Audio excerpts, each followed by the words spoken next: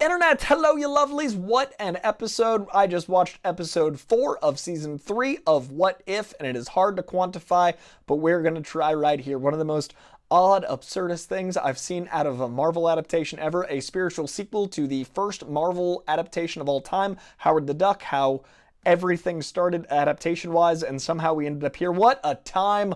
We're going to try to talk about it. Before we do, please hit that subscription bell. We are rapidly approaching or might have passed 40K by the time this video drops, which means the world to me. I really appreciate it. I cover lots of comic book stuff. I love the books themselves. Read about 50 to 70 comics a week, and I review my favorite 9 here every single week. And I also review movies and TV, as well as bring comic, movie, and TV news. So if you're into any of that, if you're into any of those things, please hit that subscription bell. Also like this video for the sake of the algorithm and the sake of me knowing that you liked this video. And please, let's have a conversation in the comments below, because I have no idea how to quantify this, how to talk about this, what to do with the data in my head. But let's try.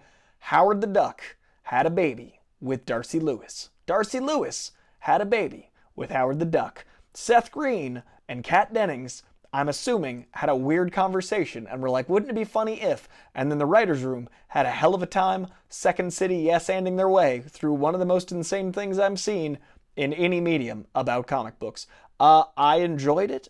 I had a weird time with it. I laughed a lot. I was confused a lot. I enjoyed my overall experience. I don't know what to make of my experience. I think that Howard the Duck is one of those characters that is so hard to write well, but when written well, is amazing satire, amazing commentary, amazingly weird.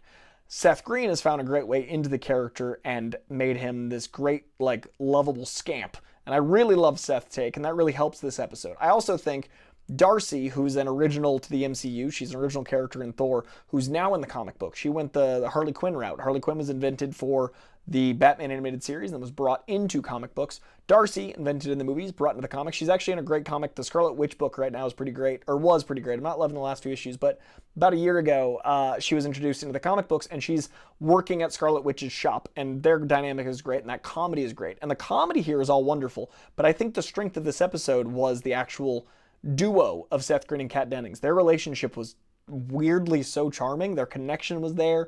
There was actual chemistry. I feel like the two of them must have recorded together, because the timing and the pacing and the cadence, the comedy, the relationship was absolutely there. And that's the only way this worked. You actually believed that Kat and Seth's love as Howard the Duck and Darcy the Duck was real. And the protective nature of parenthood felt very Christmassy. Somehow this felt like a Christmas episode, even though it's so insane. Like, it felt like one of those Christmas adventure action comedy movies that they made in the 80s and 90s, but with love between a duck and a woman. Like, it felt like a Christmas Vacation. It felt like, you know, a wacky road trip comedy, but through the Marvel ethos. And it brought back a lot of the villains that didn't get all the best writing, like Kaecilius and Dark Elves, and a frost giant Loki opposite Nick Fury, Howard the Duck, and Darcy. Even speaking it out loud sounds like a fever dream. Like, what this episode accomplished as far as scope is absurd, but also as far as absurdist humor is absurd. It just runs at 100 miles per hour and never stops. It is such a good time. Matt Friend, very iconic impersonator through like social media stuff, voicing Jeff Goldblum, is really funny, because that's kind of like his thing, and he got to make it official. Like, he got to make an official take on his Jeff Goldblum now, and that was interesting. Josh Brolin came back to go, an egg? You brought me here about an egg? I love that he lands. He's like, where are the stones? Where are my stones? Like, that was such a funny take on Thanos. The whole thing is just so Avengers level event, and I think it only works for me as well as it does because everything is ramp up, and then as you get to the big Lord of the Rings or Ridley Scott / Avengers Endgame moment of all of the armies converging, and you have that giant over the hill moment of them, running too, with some comedic intercuts. The real core of everything is an actual beautiful moment between parents. Like, I really loved them as parents protecting their child, and it weirdly somehow worked.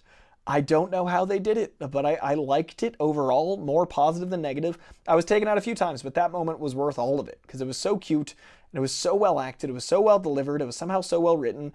They used and I'm wondering which came first, chicken or the egg, which came first between the Made for Loving You with like 3 movies used it in 2024. The Fall Guy, I think the most iconic of them. So there's like 3 or 4 properties now where the action climax and emotional through line both are based around Kiss's Made for Loving You, which is in a crazy, like, did the song just become like, did Kiss sell the rights? Like, why so many things? But it really worked here. Made for Loving You Baby was so cute and well delivered, and again, set to an action set piece. You know, Kiss is great for action, but also great for heart, so it works. But man, that's a lot of things in one year. I think I liked it. Now that I'm talking about it, I think I liked it. But I don't know how the writing of it would have been conceived. Didn't feel like a 3-act structure. Didn't feel like they knew where they were going to land it, except for the baby would survive and be this all-powerful birdie, BYRDIE, which is very cute.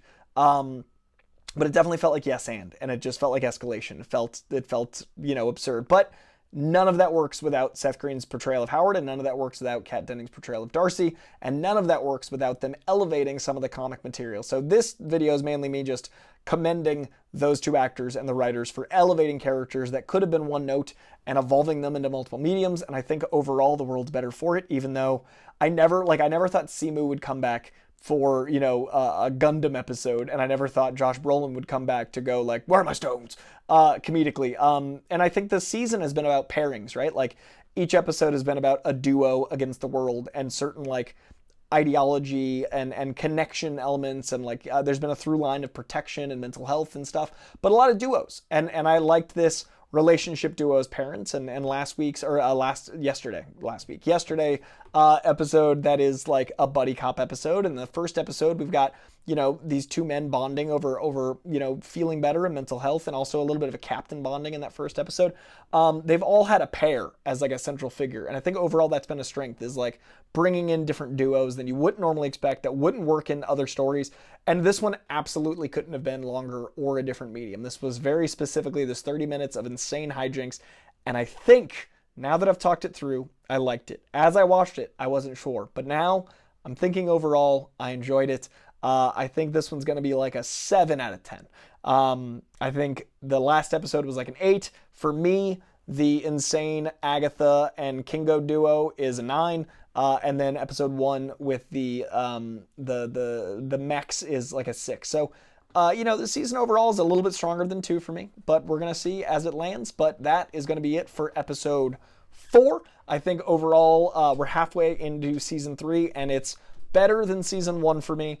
And it's not quite season 2 unless the landing is super strong, and then it might beat season 2 if we're ranking things thusly. But this episode was definitely the curviest curveball I could have expected. I was on like this rhythm of like, yeah, I feel like this show's got a theme and a style, and now I'm like, sometimes you got a baby with a duck, and what are you gonna do about it? So what a great spiritual sequel to the first ever Marvel adaptation, Howard the Duck, with What If's Christmas episode, when that happened to all of us. Let me know in the comments below what you thought of that experience. Let me know what you're thinking of season 3 of What If so far. I'll be back tomorrow with episode 5. Stay tuned. Hit like on this video so I know you liked it. And if you're not subscribed, I will certainly have an easier time talking about future episodes. I can almost guarantee it. So hit that subscription bell. Much love to you guys. I hope your Christmas was lovely. I hope it was as weird as a human duck baby, but filled with just as much family and love. I'll see you guys soon. Bye.